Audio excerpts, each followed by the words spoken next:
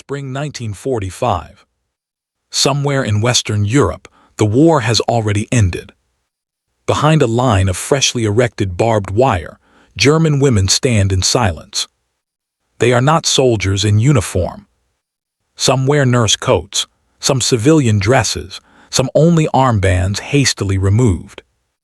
An Allied medical tent waits ahead. Inside, the air smells of disinfectant and damp canvas. Clipboards move faster than voices. Each woman steps forward alone. Names are written down, ages, previous duties. Then small, ordinary items are issued: rations, soap, papers, tablets sealed in plain envelopes.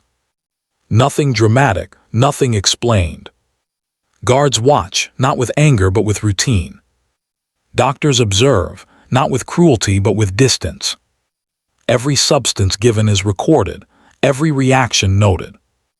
No one tells these women how long they will stay. No one tells them why certain things are given and others withheld. Questions remain unasked, answers are not offered.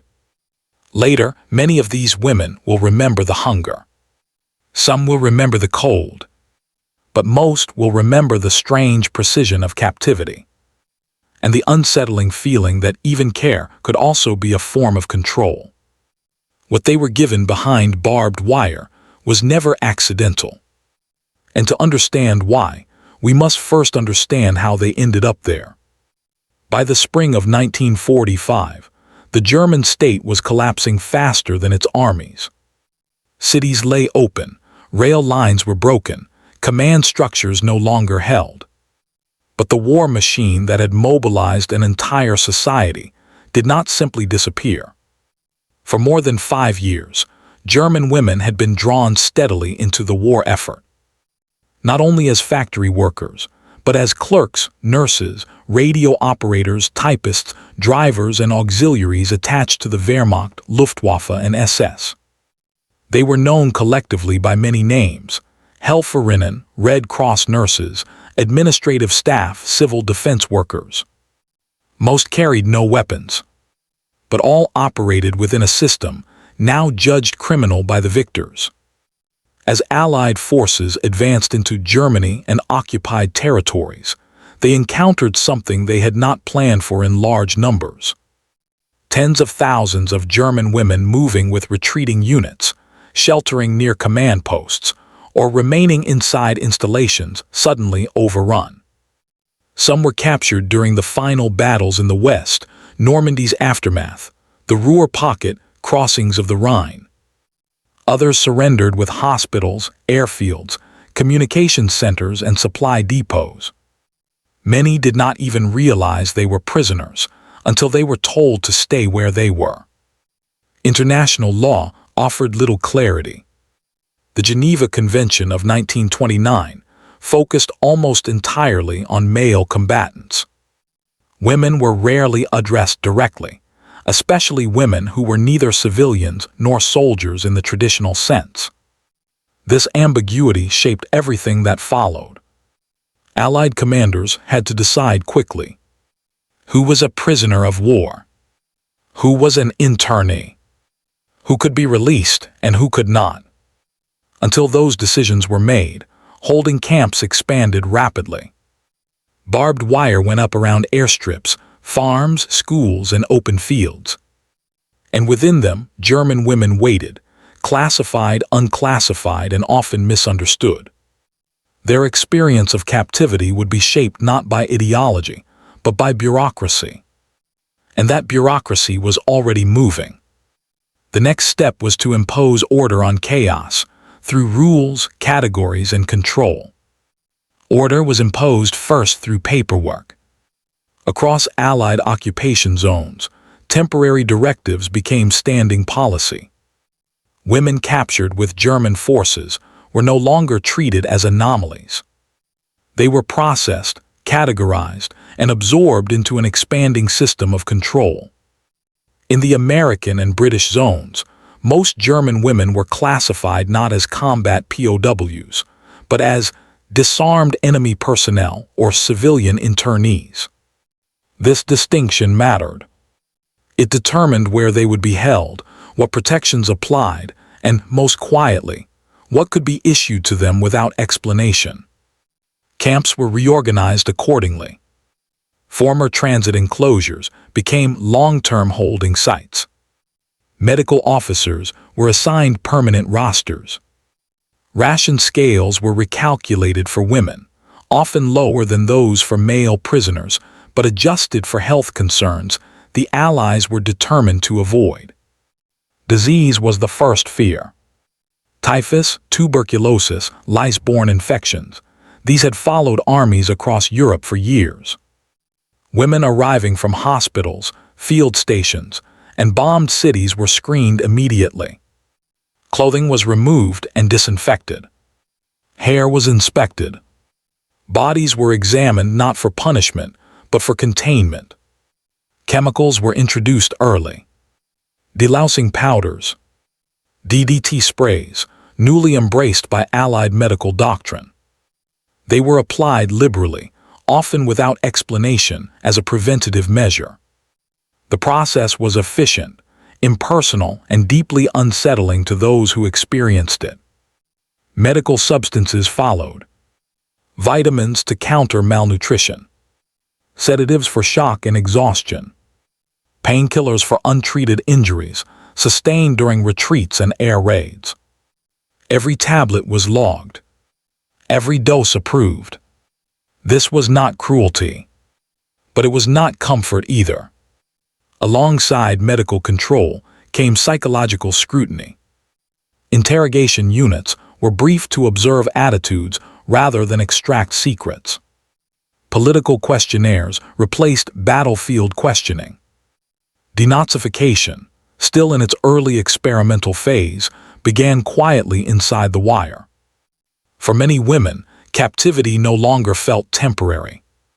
Days became numbered by inspections, not events. And time itself began to stretch slowly, deliberately toward something unknown. By late summer 1945, the uncertainty ended. What had felt temporary hardened into structure. The camps were no longer holding spaces. They were systems. For German women behind the wire, the turning point did not arrive with violence or announcement.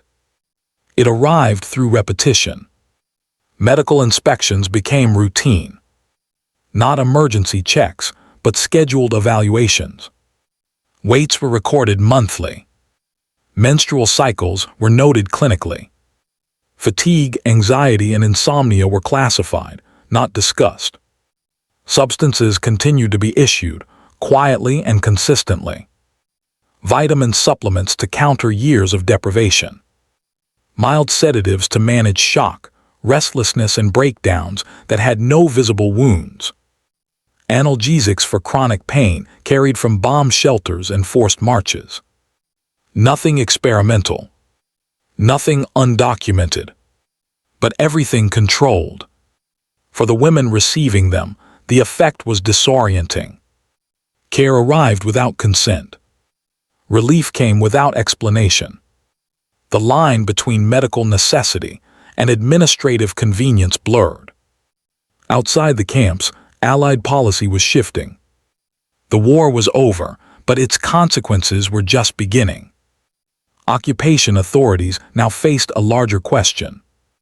What should be done with a population that had supported a defeated regime, but included millions who had never fought? For women, the answer leaned toward observation rather than punishment. They were not tried. They were studied. Educational lectures were introduced.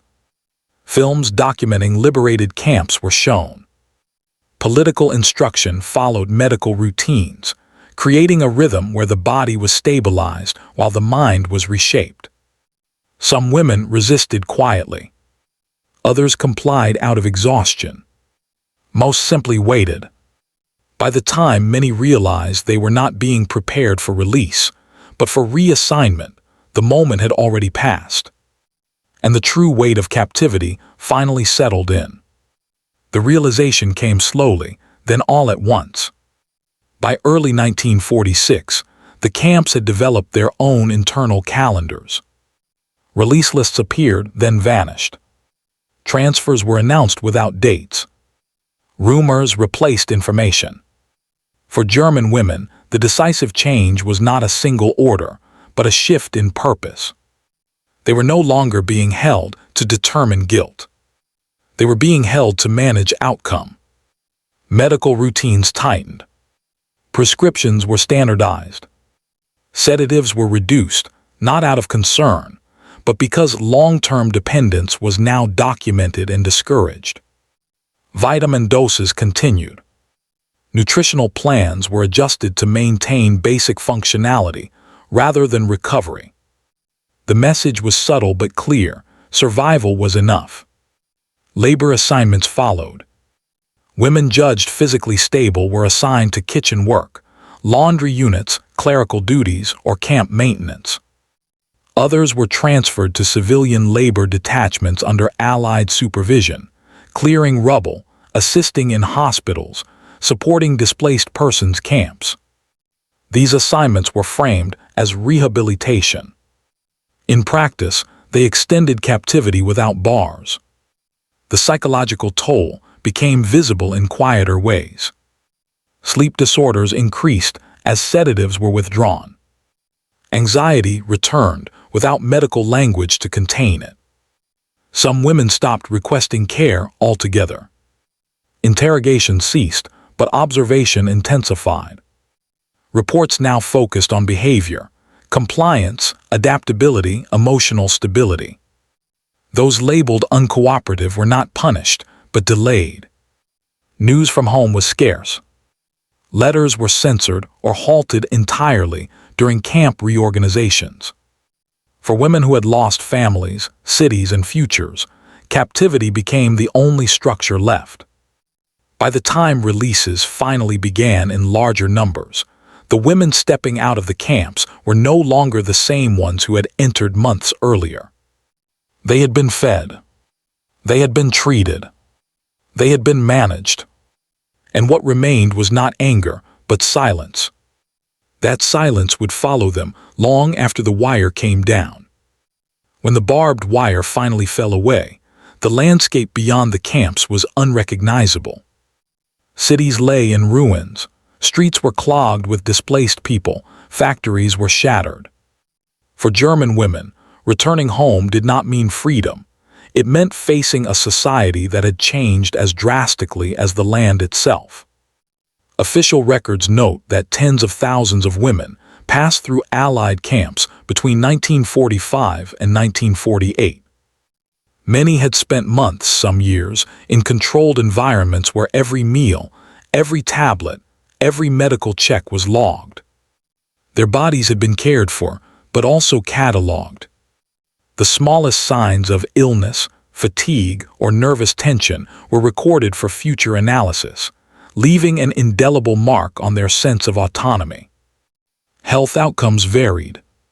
Some women recovered quickly, emerging physically sound after nutritional stabilization and rest. Others carried chronic conditions, malnutrition, respiratory ailments, or stress-induced disorders that lingered long after release. Few spoke openly about what they had experienced.